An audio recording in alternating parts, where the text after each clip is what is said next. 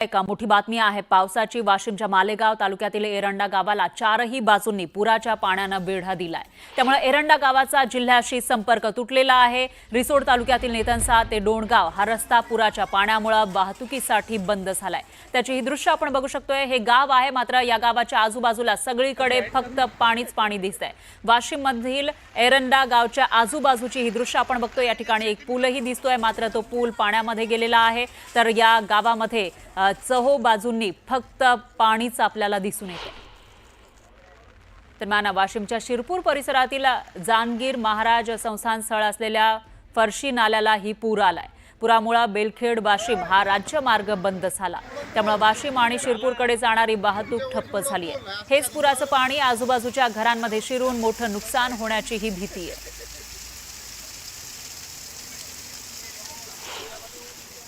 तर वाशिमच्या सीमेवरील पिंपरी सरहद गावाजवळून वाहणाऱ्या उतावळी नदीला पूर आला आहे। त्यामुळे पुराचं पाणी नागपूर संभाजीनगर महामार्गावर आले। त्या कारणाने हा महामार्ग 4 तासांपासून पूर्णपणे ठप्प झाला। तर रात्रीपासून संततधार पाऊस या ठिकाणी पडतोय। त्यामुळे उतावळी नदीला पूर आला आहे। परिणामी नदीच्या पुलाच्या दोन्ही बाजूंना महामार्गावर वाहनांच्या लांबच लांब रांगा दिसून येत आहेत। तर नदीचं पाणी काठावरील शेतांमध्ये घुसून खरीपाच्या पेरण्यांचंही मोठं नुकसान झालंय। पावसाचा जोर काही वेळापासून वाढलेला आहे। परिस्थिती अधिक बिकट होण्याची ही शक्यता वर्तवली जाते।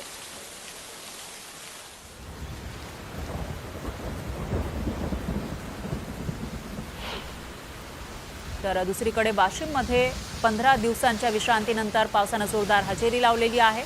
मुसळधार पावसामुळे नदी नाले ओसंडून वाहू लागले।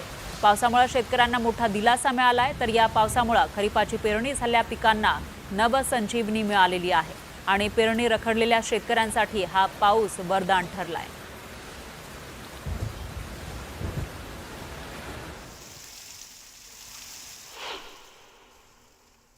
दरम्यान वर्ध्याच्या डिगडोह इथं शाळकरी विद्यार्थी पुराच्या पाण्यात अडकले।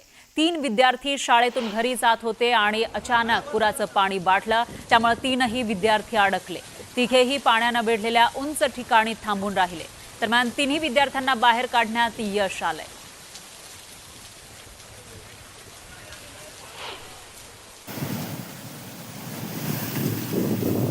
तर तिकडे श्रीवर्धनमध्ये समुद्र खवळलेला आहे। समुद्राला उधाण आलंय। समुद्रामध्ये मोठ्या मोठ्या लाटा उसळत आहेत। उधाणाचे पाणी श्रीवर्धन बीचवर आले। त्यामुळे नागरिकांना बीचवर जाण्यास बंदी घालण्यात आली आहे। तर सतर्कतेचा इशाराही देण्यात आलाय।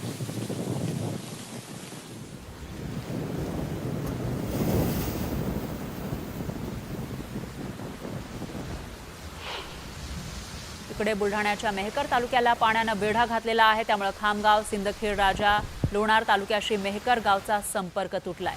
शेतकऱ्यांच्या शेतातील साहित्य वाहून गेलं। त्यामुळे शेतकऱ्यांचं मोठं नुकसान झालंय। तर ढगफुटीसारखा पाऊस झाल्यामुळे इथलं जनजीवन विस्कळीत झालं।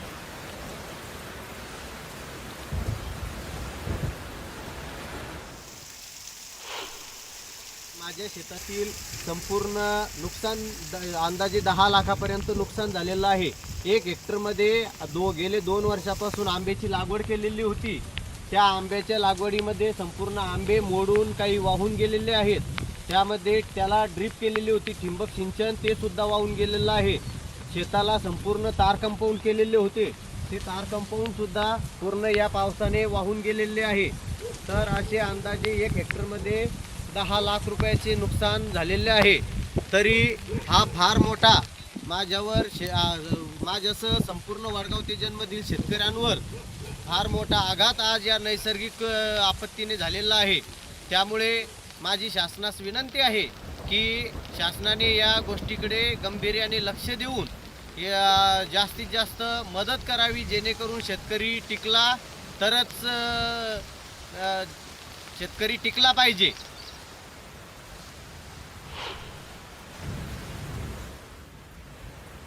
बुलढाण्यातील लोणार तालुक्यामध्ये मुसळधार पावसाने हजेरी लावलेली आहे। या पावसामुळे शेकडो हेक्टर शेती पाण्याखाली गेली आहे। त्यामुळे शेताचे तलावात रूपांतर झालंय। मुसळधार पावसामुळे लोणार जवळच्या गावांचा संपर्क तुटलेला आहे। तर बडगावचा पूल पाण्याखाली गेलाय।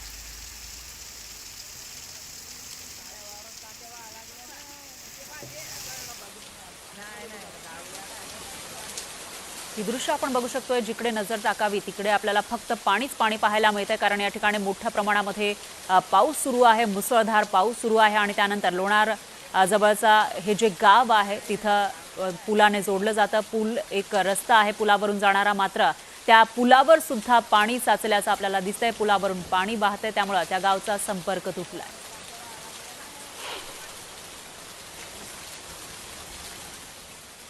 तर दुसरीकडे वर्ध्यामध्ये जोरदार पावसानं हजेरी लावलेली आहे. पावसामुळे नदी नाल्यांना पूर आलाय. पुराच्या पाण्यात इथं सगळं काही वाहून जाताना दिसून येत आहे. शेतात हे पाणी शिरलेलं आहे, त्यामुळे शेती खरडून निघाली आहे. तर यशोदा नदीला आलेल्या पुरामुळे राळेगाव वर्धा राज्यमार्ग वाहतुकीसाठी बंद करण्यात आला.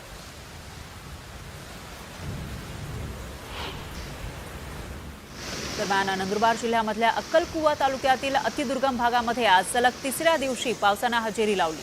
त्यामुळे डोंगर दऱ्यातून येणारं नदी नाले हे आता खळाळून वाहू लागलेले आहेत. तर पिंपळखुंटा भागातील बडफळीच्या नदीला जोरदार प्रवाह आला. या नदीला पूर सदृश्य परिस्थिती निर्माण झाल्याचं चित्र होतं आणि त्यामुळे सगळीकडे आपण बघतोय पाणीच पाणी आहे. नदी खवळल्याचंही दिसून येत आहे.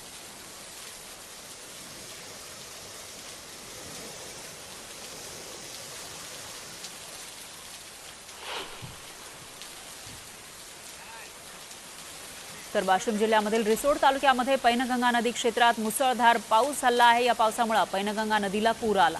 त्यामुळे सरपखेड, धोडप, बुद्रुक आणि करडा भोगणी हे दोन्ही मार्ग बंद झाले. त्यामुळे दोन्ही मार्गावरील वाहतूक ठप्प झाली आहे.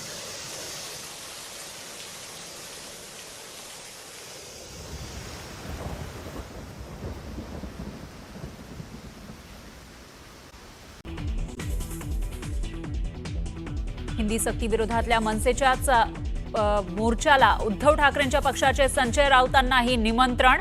तर राज ठाकरेंच्या मोर्चामध्ये संजय राऊत दिसणार का याची उत्सुकता. मनसेचा 6 तारखेला होणारा मोर्चा आता 5 जुलैला होणार. मोर्चामध्ये कोणताही झेंडा नाही, फक्त मराठीचाच अजेंडा असणार. राज ठाकरेंकडून पोस्टर जाहीर.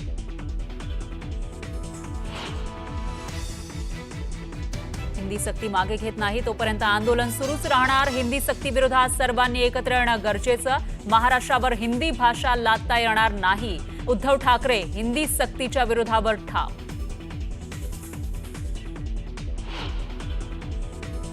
उदय सामंतांचा आदित्य ठाकरेंवर निशाणा. सामंतांनी लावला आदित्य ठाकरेंचा व्हिडिओ. 3 वर्षांपूर्वीची भूमिका आदित्य ठाकरेंनी मुंबईच्या निवडणुकीसाठी बदलली असल्याची टीका.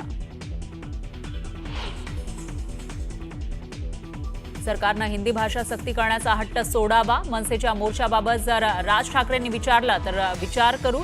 आमची भूमिका नकारात्मक नाही. शरद पवारांचं मोठं विधान.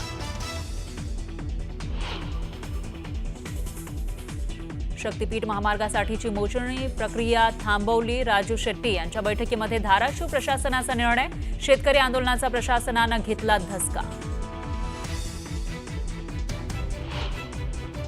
भाजप आमदार बबनराव लोणीकर यांची जीभ घसरली. तुझ्या बापाला पेरणीसाठी 6,000 रुपये मोदींनी दिले, तर अंगावरील कपडे आणि चपलाही सरकारमुळेच असं ते म्हणाले. पण मुख्यमंत्र्यांनी सुनावल्यानंतर लोणीकरांकडून दिलगिरी व्यक्त. प्राडाने त्यांच्या कलेक्शनमध्ये वापरलेल्या कोल्हापुरी चप्पलवरून वादंग. कोल्हापुरी चप्पलचा ब्रँड वाचवा. खासदार धनंजय महाडिक यांचे मुख्यमंत्री फडणवीसांना पत्र. वर्ध्याच्या डिगडोहात नदीच्या पुरात 3 शाळकरी मुलं अडकली. रेस्क्यू ऑपरेशन राबवत एकाला वाचवण्यात यश. तर 3 तासाच्या पावसानं जिल्ह्यात हाहाकार. नवी मुंबई महापालिकेचं रुग्णालय आणि मेडिकल कॉलेजला हिरवा कंदील. राज्य सरकारनं विशेष बाब म्हणून परिपत्रक काढून दिली परवानगी. भाजप आमदारांच्या प्रयत्नांना मोठं यश. तर रुग्णालयाला विरोध करणाऱ्यांना मोठी चपराक. मंदा म्हात्रेंचा टोला. नीरा नदीमध्ये संत ज्ञानोबा माऊलींच्या पादुकांचं स्नान संपन्न. नयनरम्य दृश्य डोळ्यात साठवण्यासाठी वारकऱ्यांची मोठी गर्दी. आणि शुभांशु शुक्ला आंतरराष्ट्रीय स्पेस स्टेशनमध्ये दाखल. ISSला ड्रॅगन कॅप्सूल जोडण्याची प्रक्रिया यशस्वी. शुभांशु शुक्ला 14 दिवस राहणार स्पेस स्टेशनवर.